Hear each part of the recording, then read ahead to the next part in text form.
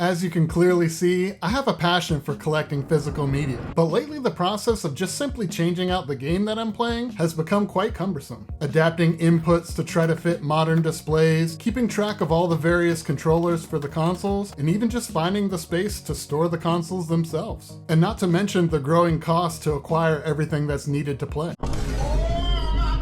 So I decided to build a dedicated emulation PC, and the goal here is to build a budget-friendly option that allows me to play all the games that I already own leading up to the PlayStation 2 and original Xbox. So come along with me to see exactly how I plan to put this whole thing together.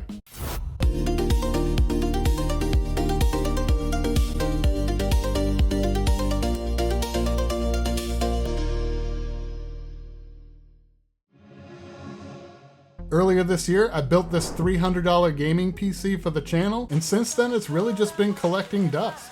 It has a lot of useful parts that I can repurpose into this emulation PC. I'm actually going to use a combination of components from these three PCs. On the right I have the main donor, and from this I'm going to be using the SSD, the GPU, the power supply, and the RAM sticks. So in the middle, this is the case that I actually want to build the emulation PC in. I just bought it off of Facebook Marketplace for $50, and it's a Thermaltake S100 Snow Edition, sells new, just the case, on Amazon for $70. But wait, there's more! Inside the case is a Gigabyte B450M motherboard, which sells used for about $70 on eBay. And what's even better is it also came with the CPU, a Ryzen 5 3600, which usually fetches around $50 used on eBay. And to top it all off, it came with 16 gigabytes of Oloy DDR4 RAM. So all things considered, everything inside this bundle for $50 was a no-brainer to get this project jump-started. And really the only downside of using this particular board is it doesn't come with any Wi-Fi or Bluetooth, but I think for my particular use case, it shouldn't be an issue. And finally, this little guy to my left is just a stock HP Pavilion PC. I really like this because of the small form factor. It fits nicely under my desk and doesn't get used for anything more than just a basic workstation.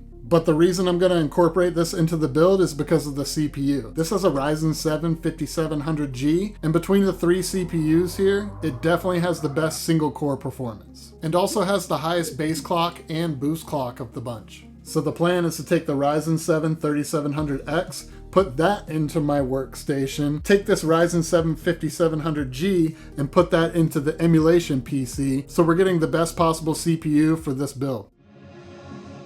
So after seeing the results of my last build on this channel, the $705 PC that outperformed the $1,600 pre-built from Best Buy, I wanted to mimic its look and appearance. Now, although doing this is going to substantially increase the overall cost of this build, I just really like the aesthetic and I want to match that. So I ordered a bunch of parts off of Amazon to turn this new emulation PC into a thing of beauty. So the plan is to place three 120mm RGB fans on the front intake, one 120mm RGB for the back exhaust, one 140mm RGB for the top exhaust, and I'm also going to be installing an RGB tower cooler on the 5700 to keep it nice and cool. And just to reiterate, all this cooling and ventilation is likely overkill for this build, but again, I think I'm really going to like the way this setup looks afterwards. Now really the one tricky part about approaching the build like this is the motherboard only has one single 4-pin LED header, and it has no RGB or fan hub to speak of. And not only that, the RGB fans that I purchased are all 3-pin, meaning that I'm going to have to use several splitters, adapters, and even this fan and RGB hub to get everything powered on.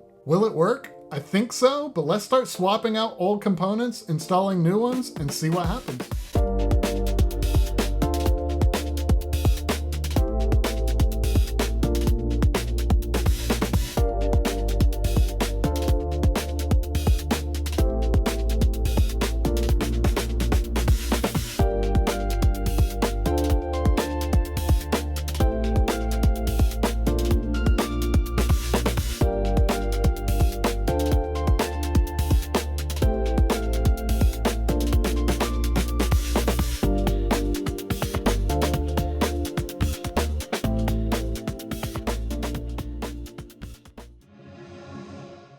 So I got all the RGB fans installed in this emulation PC, and I gotta say, so far, I really like the way this thing is shaping up. The next step is to remove the 5700G CPU from this workstation. I'm gonna be using this brand new Arctic MX4 thermal paste, and we'll also be installing this ID Cooling cooler tower. Let's go.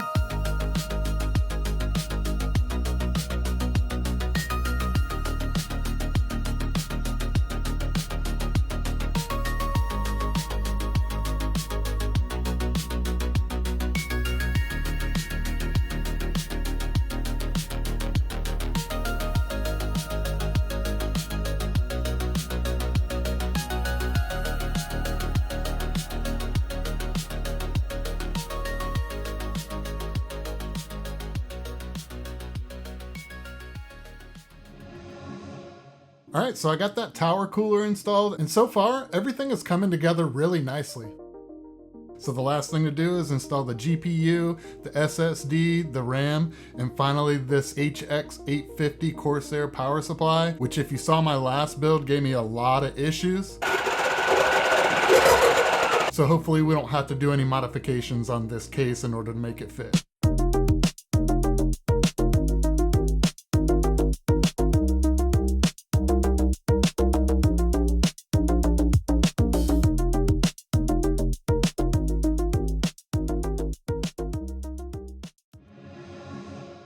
Alright, so as you can see, I did manage to get the PC up and running after switching out the CPU, GPU, SSD, RAM, and installing all the fans. Fortunately, that giant 850 watt PSU didn't give me nearly as many problems as it did on the last build I tried to install it in. I did have to go back in and update the BIOS, but after that, everything's running smoothly. Unfortunately, I could not get the RGB fans to light up. I'm guessing it has something to do with all the umpteenth amount of splitters that I put off of that one single 4-pin, but I'll readdress that later on. So now that everything's built, tested, and working, let's look at all the costs and see exactly what I have into it. I spent $50 on Facebook Marketplace for that new case, the motherboard, and essentially the CPU that I'm not using. I bought that Zotac 1080 Ti earlier this year, and that cost me $125. The SSD I bought around the same time, and that was $53 shipped. Both the power supply and the RAM I got in a really cheap bundle off Facebook Marketplace earlier this year and only paid $20. And all the new parts, the RGB fans and the tower cooler, I just purchased off Amazon for $85. So currently the total cost is $333. And back when I built that donor PC, I did pay $50 for that 3700X that I ultimately am swapping into my workstation. So I'll include that in the cost as well. So that actually puts the cost at $383 all in. But I do plan on selling that 3600 on eBay, and I hope to get about $40 back. So essentially the whole cost of this build is going to be right under $350. Really, really nice. And while that is still a pretty reasonable price for an emulation machine with this capability, the cost could have been way lower had I not chosen to spend all that money on the new RGB fans from Amazon. And if so, that would have brought the cost well under $300. Amazing. And another option for somebody that wants to get into emulation is just go online and buy a small form factor PC that the CPU has integrated graphics. But since I already had all these components that weren't being used, I figured I might as well build my own.